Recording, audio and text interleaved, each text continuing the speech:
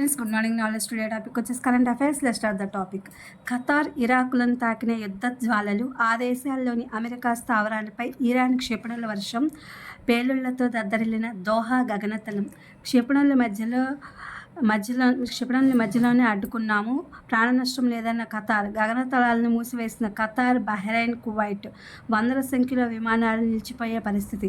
భారతీయులు సహా వేల మంది ఎక్కడికక్కడే చిక్కుకుపోయే ప్రమాదం. గల్ఫ్ దేశాల్లోని ప్రవాసుల్లో భయాందోళనలు. పరిస్థితిని ఎప్పటికప్పుడు సమీక్షిస్తున్న డొనాల్డ్ ట్రంప్.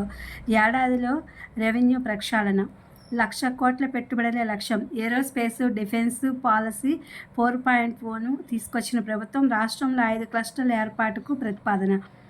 ఐఐటీల్లో ప్రభుత్వ పాఠశాలల విద్యార్థులకు 94.78% సీట్లు. ఆర్టీయూ కేటీ ఎంపిక జాబితా విడుదల చేసిన మంత్రి లోకేష్ గారు. జూన్ 30 నుంచి జూలై 5వ తేదీ వరకు ధ్రువపత్రాల పరిశీలన. నూజివీడ్ క్యాంపస్కు టాపర్ల ప్రాధాన్యము. అక్షరం మెరిసేలా ఆ ఉల్లాస్తో అక్షరాస్యులుగా మారిన వయోజనులు. ఈసారి పురుషులకు వర్తింపజేసేలా కార్యాచరణ. హార్మూజ్పై ఇరాన్ ముందున్న మార్గాంతరాలు ఏమిటి? ప్రపంచంలో 37వ అతిపెద్ద నౌకాదళము. సింధు జలాలు ఇవ్వకపోతే యుద్ధమే. బిలావల్ భుట్టో. బీఎస్సీ కంప్యూటర్స్ విద్యార్థులకు క్వాంటమ్ టెక్నాలజీ తప్పనిసరి. ఇంటర్లో గణితము, భౌతిక శాస్త్రం చదివిన వారికి క్వాంటమ్ ఏఐ ఐచ్ఛికం. ఈ విద్యా సంవత్సరం నుంచి అమలు.